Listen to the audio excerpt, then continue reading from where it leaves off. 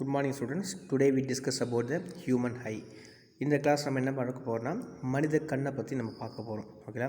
The human eye are most valuable and sensitive organ responsible for vision. Human eye வந்து பார்த்தீங்கன்னா ரொம்ப most valuable, அதிகமான மதிப்பு வாய்ந்தது சொல்கிறோம். அதே போல் வந்து பார்த்தீங்கன்னா சென்சிட்டிவ் ஆர்கன், ரொம்ப உணர்வு நுட்பமான ஒரு உறுப்பு தான் நம்ம ஹை அப்படி சொல்லிட்டு சொல்கிறோம். They are the gateway to the wonderful world. இதே போல் இந்த அழகிய இந்த உலகத்தை வந்து நம்ம பார்க்குறதுக்கு ஒரு வழியாக இந்த கண் இருக்குது. ஓகேங்களா? இந்த கண்ணுடைய அமைப்பு பற்றி நம்ம பார்க்க போகிறோம். Structure of the eye. The eyeball is the approximately spherical in shape with a diameter of about 2.3 centimetre. இப்போது நம்ம பார்க்கக்கூடிய அந்த ஹை வந்து பார்த்தோம்னா ஸ்பெரிக்கல் ஷேப்பில் இருக்கும் சொல்கிறோம். ஓகே, கோல பகுதியில் இருக்கும் சொல்கிறோம், கோல வடிவத்தில் இருக்கும். இதோட டயாமீட்டர் வந்து பார்த்தோம்னா, அதாவது இந்த கோலத்தில் பாதி தான் என்ன சொல்லுவோம், டயாமீட்டர் சொல்லுவோம். இந்த டயாமீட்டருடைய வேல்யூ எவ்வளோ பார்த்தா 2.3 சென்டிமீட்டர் இருக்கும் அப்படின்னு சொல்லிட்டு சொல்கிறோம்.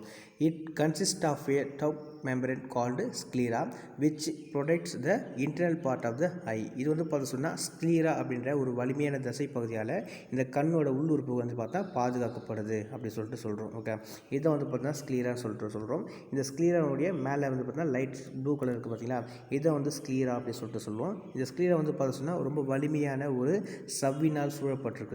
இதுக்கு உள்ள இருக்கக்கூடிய எல்லா கண் உறுப்புகளையும் பாதுகாக்கக்கூடிய வேலையை இந்த ஸ்க்ளீரா தான் பார்க்குது அப்படி சொல்லிட்டு சொல்கிறோம். ஓகேங்களா? நெக்ஸ்ட் வந்து பார்த்து சொன்னால் important part of the human eye. இந்த ஹியூமன் ஐயில் இருக்கக்கூடிய ஒரு இம்பார்ட்டன்ட் பார்ட்ஸை பற்றி நம்ம பார்க்க போகிறோம். அதில் ஃபர்ஸ்ட் நம்ம என்ன பார்க்க போகிறோம் சொன்னால் கார்னியா பற்றி பார்க்க போகிறோம். ஓகேங்களா? கார்னியா அப்படி சொன்னால் this is the thin and transparent layer on the front surface of the eyeball. இப்போ கண்ணோட முன் பகுதி இருக்கு இல்லையா, இந்த ஐபாலோடைய முன் பகுதியில் வந்து பார்த்தோம்னா இருக்கக்கூடிய மெல்லிசா, அதாவது தின் அப்படி சொன்னால் மெல்லிய டிரான்ஸ்பரண்ட் லேயர். டிரான்ஸ்பரண்ட்னா ஒளி ஊடுருவும் தன்மை கொண்ட மிக மெல்லிய சவினாலானது தான் இந்த கார்னியா அப்படி சொல்லிட்டு சொல்கிறோம். ஓகேங்களா? இந்த கார்னியா வந்து பார்த்து சொன்னால் த மெயின் ரிஃப்ராக்டிங் சர்ஃபேஸ். இந்த கார்னியா வந்து பார்த்தீங்கன்னா ஒளி விலகல் ஏற்படுது. ரிஃப்ராக்டிங் சர்ஃபேஸ் வந்து பார்த்தா எந்த இடத்துலனா இதனுடைய கார்னியா பகுதியில் ஏற்படுது. When light enters through the cornea it refract or bends the light on the lens. அதாவது கார்னியாவில் வந்து பார்த்தீங்கன்னா வரக்கூடிய ஒளி கதிர்கள் வந்து பார்த்தா ஒளிவிலகல் அடைஞ்சு அது வந்து பார்த்தீங்கன்னா விழி லென்ஸ் மீது என்ன பண்ணுமா போயிட்டு ஃபார்ம் ஆகும் சொல்லிட்டு சொல்கிறோம். இப்போ ஒரு லைட் ரேஸ் பாஸ் ஆகுது சொன்னால் அந்த லைட் ரேஸ் வந்து இந்த கார்னியா வழியாக உள்ளே போயிட்டு அது எங்கே பண்ணுமா விழி லென்ஸ் மீது குவிக்கப்படும் அப்படி சொல்லிட்டு சொல்கிறாங்க. நெக்ஸ்ட் வந்து பார்த்து சொன்னால் ஐரிஸ் அப்படி சொன்னால் என்ன பண்ணுறோம், it is the coloured part of the eye. Iris எங்களுக்கு சொன்னால் இதுதான் ஐரிஸ் அப்படி சொல்லிட்டு சொல்கிறோம். இந்த ஐரிஸ் எங்களுக்கு சொன்னால் இது வந்து பார்த்தீங்கன்னா ஒரு ஹையோட கலர் பார்ட். ஓகேங்களா? அது என்னென்ன கலர்னா it may be blue, brown or green in colour. அது வந்து பார்த்தீங்கன்னா ப்ளூ கலரில் இருக்கலாம், இல்லைன்னா ப்ரௌன் கலரில் இருக்கலாம், இல்லை க்ரீன் கலரில் இருக்கலாம். Every person has a unique colour pattern and Dexter. அதே போல் ஒவ்வொரு மனிதருக்கும் ஒவ்வொரு கலரில் இருக்கும். அதே போல் ஒவ்வொரு அமைப்பு இருக்கும், ஒவ்வொரு கட்டமைப்பு இருக்கும் சொல்லிட்டு சொல்கிறோம். Iris control amount of light entering into the pupil like camera aperture. அதே போல் பார்த்தா இந்த ஐரிஸ் வந்து பார்த்து சொன்னால் ஒரு கேமரா போல் செயல்பட்டு அது என்ன பண்ண சொன்னால் அது மேல் விழக்கூடிய லைட் ரேஸ் இருக்கு இல்லையா, உள்ளே நுழையக்கூடிய ஒளிக்கதிருடைய அளவை கட்டுப்படுத்தக்கூடிய வேலையை இந்த ஐரிஸ் செய்யுது அப்படி சொல்லிட்டு சொல்கிறோம். ஓகேங்களா? அதாவது ஐரிஸ் வந்து பார்த்து சொன்னால் கலர்டு பார்ட் ஆஃப் ஐ, ஒரு மனித கண்ணோட கலர். ஓகே, அது வந்து ப்ரௌனாக இருக்கலாம், ப்ளூவாக இருக்கலாம், இல்லைனா க்ரீன் கலரில் இருக்கலாம். ஒவ்வொரு பர்சனுக்கும் இதனுடைய கலரும் அதனுடைய ஸ்ட்ரக்சரும் வந்து பார்த்தா வேறு மாதிரி இருக்கும். இது என்ன பண்ணும் அப்படி சொன்னால் ஒரு கேமரா போல் செயல்பட்டு தன் மீது விழக்கூடிய ஒளிக்கதிருடைய அளவை கட்டுப்படுத்தக்கூடிய வேலையை இந்த ஐரிஸ் செய்யுது அப்படி சொல்லிட்டு சொல்கிறோம். ஓகேங்களா? நெக்ஸ்ட் வந்து பார்த்து சொன்னால் புப்பில் அப்படி சொன்னால் கண் பாவை அப்படி சொல்லிட்டு சொல்லுவோம். அதாவது இதுதான். ஓகே, இது எந்த இடத்துல இருக்குது அப்படின்னு சொன்னால் pupil it's a centre part of the iris. ஐரிஸுக்கு சென்டரில் இருக்கக்கூடிய இதுதான் நம்ம என்ன சொல்கிறோம், புப்பில் அப்படின்னு சொல்லிட்டு சொல்கிறோம். கண் பாவை. It is the centre part of the iris. It is the pathway for the light to retina. இதன் வழியாக தான் லைட் ரேஸ் உள்ளே போயிட்டு ரெட்டினாவில் போய் ரீச் ஆகும். அப்போ வெளிவிடக்கூடிய அந்த ரேஸ் வந்து மேலே இருக்கக்கூடிய கார்னியா வழியாக உள்ளே போயிட்டு ஐரிஸ்க்கு சென்டர் பாயிண்ட் இருக்கக்கூடிய புப்பில் வழியாக போயிட்டு அது என்ன பண்ண சொன்னால் ரெட்டினாவை போய் ரீச் ஆகும் அப்படின்னு சொல்லிட்டு சொல்கிறோம். ஓகேங்களா? நெக்ஸ்ட் வந்து பார்த்தீங்கன்னா ரெட்டினா வந்து பார்த்தீங்கன்னா this is the back surface of the eye. ஓகேங்களா? ஐயோட பேக் சர்ஃபேஸ் தான் இந்த ரெட்டினா வந்து ஃபார்ம் ஆகும் சொல்லிட்டு ரெட்டினா வந்து இருக்கும். இந்த ரெட்டினா என்ன பண்ணும் அப்படி சொன்னால் it is the most sensitive part of the human eye. மனிதனுடைய மிக மிக நுணர்வு நுட்பமான ஒரு பகுதி எதுன்னு கேட்டால் இந்த ரெட்டினாவை சொல்லலாம். ரெட்டினா அப்படி சொன்னால் விழியோட திரை, அதாவது விழித்திரை அப்படி சொல்லிட்டு நம்ம தமிழில் சொல்லுவோம். ஓகேங்களா. நெக்ஸ்ட் வந்து பார்த்தீங்கன்னா on which real and inverted image of the object is formed. ஓகேங்களா. அப்போ இந்த விழித்திரையில் வந்து பார்த்தோம்னா ரியல் அண்டு இன்வெர்டட் இமேஜ். அப்போ வெளிவரக்கூடிய அந்த ஆப்ஜெக்ட் எது வந்தாலும் அந்த ஆப்ஜெக்ட் வந்து பார்த்தீங்கன்னா இந்த கண் வழியாக உள்ளே போயிட்டு ரெட்டினால ஃபார்ம் ஆகும். அது எப்படி ஃபார்ம் ஆகும் சொன்னால் real and inverted image form ஆகும். ரியல் அண்ட் இன்வெர்டட் இமேஜ்னால் நேராக தலைகீழான மெய் பிம்பத்தை ஃபார்ம் பண்ணும். ஓகேங்களா. அது வந்து இப்போ நெக்ஸ்ட் வந்து பார்த்தோம் சொன்னால் சிலியரி மசில்ஸ். சிலியரி மசில்ஸ் எங்கே இருக்குது அப்படின்னு சொன்னால் மேலே பாருங்கள், இதுதான் சிலியரி மசில்ஸ் அப்படின்னு சொல்லிட்டு சொல்லுவோம். இந்த லென்ஸுக்கு மேலே இருக்கக்கூடியது. இந்த சிலியரி மசில்ஸ் என்ன பண்ணால் ஐ lens is fixed between the ciliary muscles. இதுதான் வந்து பார்த்தீங்கன்னா ஐ லென்ஸ். இந்த ஐ லென்ஸில் வந்து பார்த்தா ஃபிக்ஸ்டு எந்த இடத்துல ஃபிக்ஸ் ஆகிருக்குன்னா இந்த சிலியரி மசில்ஸ் வழியாக தான் ஃபிக்ஸ் ஆகிருக்கும். அது ஏன் அது அங்கே இருக்குன்னு சொன்னால் it helps to change the focal length of the eye lens according to the position of the object. இப்போது இந்த கண்ணுக்கு முன்னாடி இருக்கக்கூடிய ஆப்ஜெக்டோட என்ன பண்ணுவோம் டிஸ்டன்ஸை பொறுத்து அந்த ஐ லென்ஸ் வந்து பார்த்தோம்னா அந்த என்ன பண்ணுவோம் அதோடைய ஃபோக்கல் லென்த்தை மாற்றிக்கும். குவிய தொலைவை மாற்றி அமைக்கிறதுக்காக இது மேலே சிலியரி டிஸ்டன்ஸ் இருக்குதுன்னு சொல்லிட்டு சொல்கிறாங்க. இந்த சிலியரி மசில்ஸ் என்ன பண்ண சொன்னால் இந்த லென்ஸோட வேல்யூ பண்ணணும் அந்த ஆப்ஜெக்ட்டுக்கு ஏற்ற மாதிரி என்ன பண்ணுவோம் அதோடைய ஃபோக்கல் லென்த்தை சேஞ்ச் பண்ணிக்கும் அப்படின்னு சொல்லிட்டு சொல்கிறோம். நெக்ஸ்ட் வந்து பார்த்தீங்கன்னா சொன்னால் ஐ லென்ஸ் இருக்கிறதுல வந்து பார்த்தா ரொம்ப இம்பார்ட்டன்ட் பார்ட்னு கேட்டால் இந்த ஐ லென்ஸ் அப்படி சொல்லுவோம். It is the important part of the human eye. மனித கண்ணிலே மிகவும் முக்கியமானது எதுன்னு கேட்டு சொன்னால் இந்த ஐ லென்ஸ். இந்த ஐ லென்ஸ் வந்து it is convex in nature. இது இயற்கையாகவே வந்து பார்த்தோம்னா என்ன பண்ணுவோம் கான்வெக்ஸ் அப்படின்றது குவி லென்ஸ். ஓகேங்களா. இது இயற்கையாகவே குவி லென்ஸுடைய தன்மை வாய்ந்ததாக இருக்குது அப்படின்னு சொல்லிட்டு சொல்கிறாங்க. ஓகேங்களா. இதுதான் வந்து பார்த்தோம்னா structure of the human eye. Human இருக்கக்கூடிய இம்பார்ட்டன்ட் பார்ட்ஸ் அப்படின்னு சொல்லிட்டு சொல்கிறோம். ஓகேங்களா. நெக்ஸ்ட் வந்து என்ன பார்க்க போகிறோம் ஒர்க்கிங் ஆஃப் த ஐ. இந்த ஐ வந்து எப்படி ஒர்க்கிங் ஆகுதுன்னு சொல்லிட்டு பார்க்க போகிறோம். ஓகேங்களா. The transparent layer cornea bends the light rays through pupil located at the centre part of the iris. ஓகேங்களா. அதாவது டிரான்ஸ்பரண்ட் லேயர் கார்னியா நமக்கு முன்னாடி தெரியும். முன்னாடி கூடிய அந்த கார்னியா வந்து பார்த்தீங்கன்னா ஒரு டிரான்ஸ்பரண்ட் ஆப்ஜெக்ட். அந்த டிரான்ஸ்பரண்ட் ஆப்ஜெக்ட் வழியாக விழக்கூடிய லைட் ரேஸ் அது என்ன பண்ண சொன்னால் அந்த ஐரிஸோட சென்டர் பாயிண்ட் இருக்கக்கூடிய புப்பில் இருக்கு இல்லையா அதில் கொண்டு போயிட்டு என்ன பண்ணால் திருப்பி விடும் அப்படின்னு சொல்லிட்டு சொல்கிறாங்க. ஓகேங்களா. சப்போஸ் இங்கே ஒரு ஆப்ஜெக்ட் இருக்குது. ஓகேங்களா. இங்கே ஒரு ஆப்ஜெக்ட் இருக்குது. அந்த ஆப்ஜெக்ட்லேருந்து வெளிவரக்கூடிய அந்த லைட் ரேஸ் டிரான்ஸ்பரண்ட் ஆப்ஜெக்டாக இருக்கக்கூடிய அந்த கார்னியா வழியாக உள்ளே போயிட்டு அதாவது புப்பில் ஐரிஸோட சென்டர் பாயிண்ட் இருக்கக்கூடிய புப்பில் இருக்கு இல்லையா இந்த புப்பில் வழியாக என்ன பண்ண சொன்னால் அந்த லைட் ரேஸை திருப்பி விடும் அப்படின்னு சொல்லிட்டு சொல்கிறாங்க. The adjust light passes through the eye lens. இங்கே அட்ஜஸ்ட் பண்ணிக்கூடிய அந்த லைட் ரேஸ் வந்து பார்த்து சொன்னால் எந்த இடத்துல விழு சொன்னால் லென்ஸில் விழும். ஓகேங்களா. அதுக்கப்புறமேட்டுக்கா நம்ம ஆல்ரெடி தெரியும் ஐ lens is convex in nature. இந்த ஐ லென்ஸ் வந்து பார்த்தோம்னா இயற்கையாகவே குவிக்கக்கூடிய தன்மை அதாவது சொல்கிறோம் குவி லென்ஸ் அப்படின்னு சொல்லிட்டு சொல்கிறோம். அப்போது so the light rays from the object is are converged and the real and inverted image to form the retina.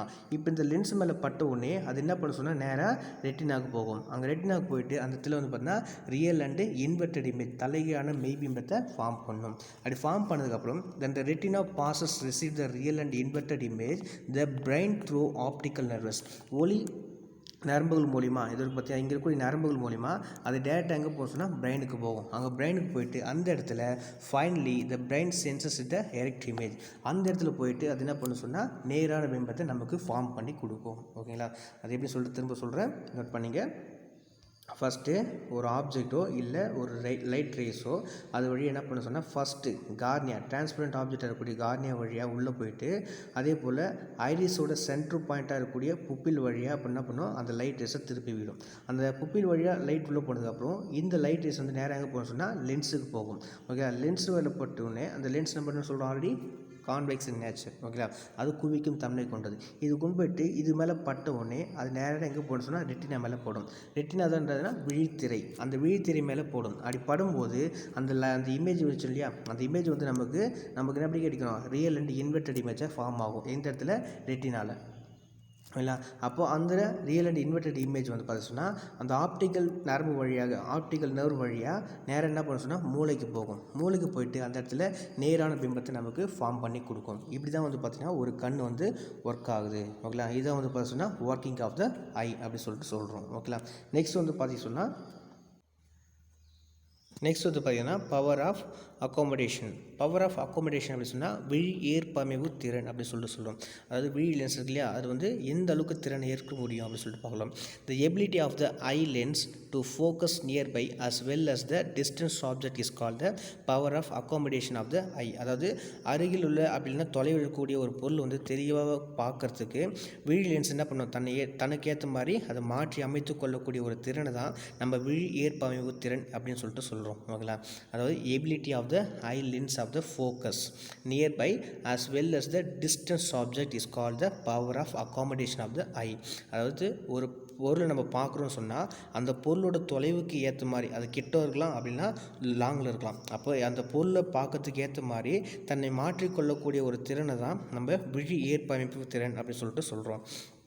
ஓகேங்களா, this is achieved by the changing the focal length of the eye lens with the help of ciliary muscles. இது எது மூலம் ஏற்பட சொன்னால் நான் முன்னாடி சொல்லியிருக்கேன். அந்த விழியோட லென்ஸு, அந்த விழி லென்ஸ் எங்கே இருக்க சொன்னால் சிலியரி மசில்ஸுக்கு இடையில இருக்கும். ஓகேங்களா, அந்த சிலியரி மசில்ஸ் தான் வந்து பார்த்து சொன்னால் அந்த லென்ஸ் என்ன பண்ண சொன்னால் அதுக்கேற்ற மாதிரி மாற்றி அமைக்கும் அப்படின்னு சொல்லிட்டு சொல்கிறோம். ஓகேங்களா, நெக்ஸ்ட் வந்து பார்த்தா eye lens is made up of the flexible jelly like material.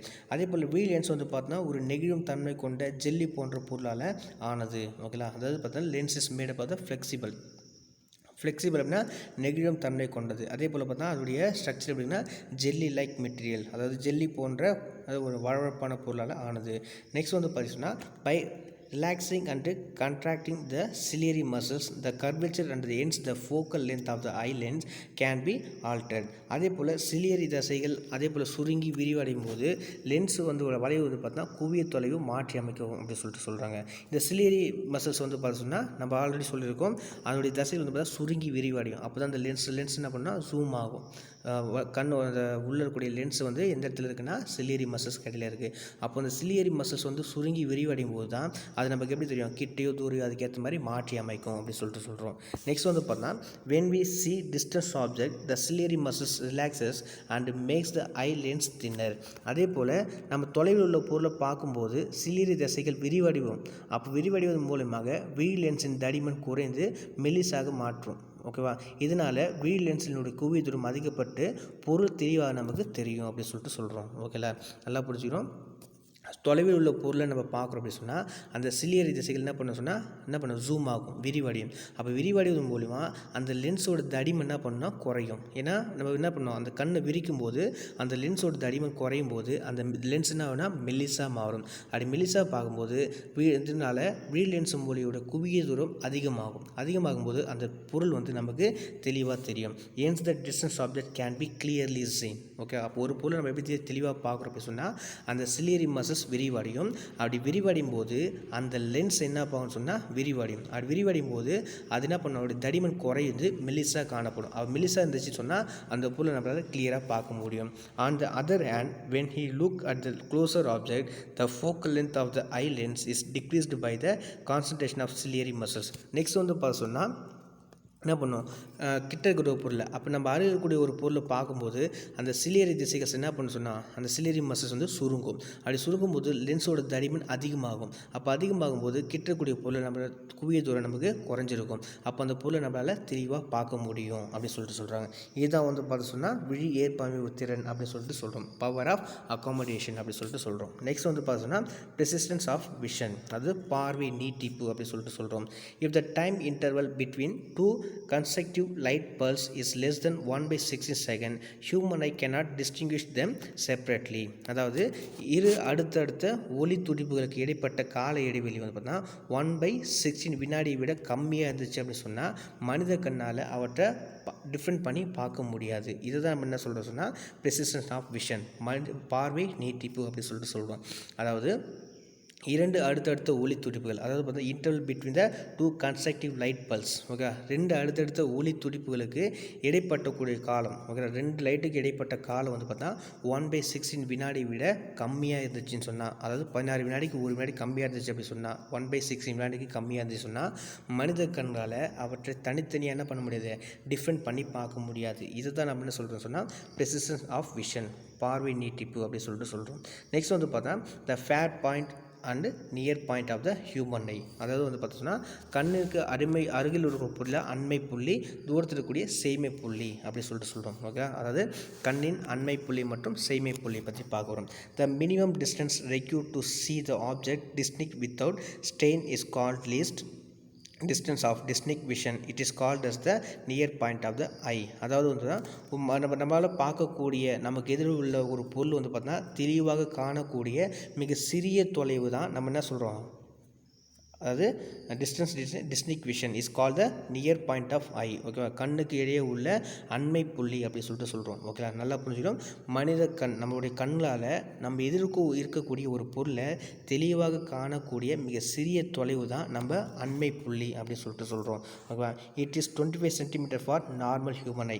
இப்போ நார்மலாக 25 சென்டிமீட்டருக்கு, அதாவது நம்ம கண்ணுக்கும் நம்ம இருக்கக்கூடிய ஆப்ஜெக்ட்டுக்கும் இடையே உள்ள டிஸ்டன்ஸ் வந்து பார்த்தா 25 சென்டிமீட்டர் இருந்துச்சுன்னு சொன்னால் அது வந்து என்ன பண்ணுவோம், நம்மளால் தெளிவாக பார்க்க முடியும். இந்த 25 சென்டிமீட்டருக்கு முன்னாடியோ 24 23 இருந்தாலும் நம்மளால் பார்க்க முடியாது. 25 லாங் போனாலும் நம்மளால் என்ன பண்ண முடியாது, தெளிவாக பார்க்க முடியாது. இதுதான் வந்து பார்த்தீங்கன்னா அண்மை புள்ளி அப்படின்னு சொல்லிட்டு சொல்கிறோம். நெக்ஸ்ட் வந்து பார்த்தீங்கன்னா the maximum distance up which the eye can see object clearly is called as the far point of the eye. It is infinity for normal eye. அதாவது நம்ம கண்ணால் எவ்வளோ தொலைவுக்கூடிய பொருளை தெளிவாக காண முடியுமோ அந்த புள்ளி தான் நம்ம செய்மை புள்ளி அப்படி சொல்லிட்டு சொல்கிறோம், ஃபேர் பாயிண்ட். அதாவது நம்ம கண்ணால் எவ்வளோ தூரத்தில் இருக்கக்கூடிய பொருளை தெளிவாக பார்க்க முடியுமோ, எவ்வளோ லாங்கில் வேணால் இருக்கலாம், அந்த லாங்கில் இருக்கக்கூடிய பொருள் நமக்கு தெளிவாக தெரிஞ்சிச்சு சொன்னால் அதை தான் நம்ம செய்மை புள்ளி அப்படின்னு சொல்லிட்டு சொல்கிறோம். பொதுவாக வந்து பார்த்தீங்கன்னா இந்த செய்மை புள்ளி வந்து தான் ஈரில்லா தொலைவில் அமைஞ்சிருக்கும். அது ஈரில்லா தொலைவுனா ஒரு குறிப்பிட்ட டிஸ்டன்ஸ் இல்லாமல் எந்த டிஸ்டன்ஸ் இன்ஃபினிட்டியாக இருக்கும், எந்த ஒரு டிஸ்டன்ஸில் வச்சாலும் அந்த டிஸ்டன்ஸில் இருக்கக்கூடிய பொருள் நமக்கு தெளிவாக தெரிஞ்சிச்சு சொன்னால் அதை தான் நம்ம என்ன சொல்கிறோம் சொன்னால் செய்மை தொலைவு இல்லை செய்மை புள்ளி அப்படின்னு சொல்லிட்டு சொல்கிறோம். இதுதான் வந்து பார்த்தோன்னா கண்ணினுடைய அண்மை புள்ளி மற்றும் செய்மை புள்ளி அப்படின்னு சொல்லிட்டு சொல்கிறோம். ஓகேங்களா, தேங்க்யூ.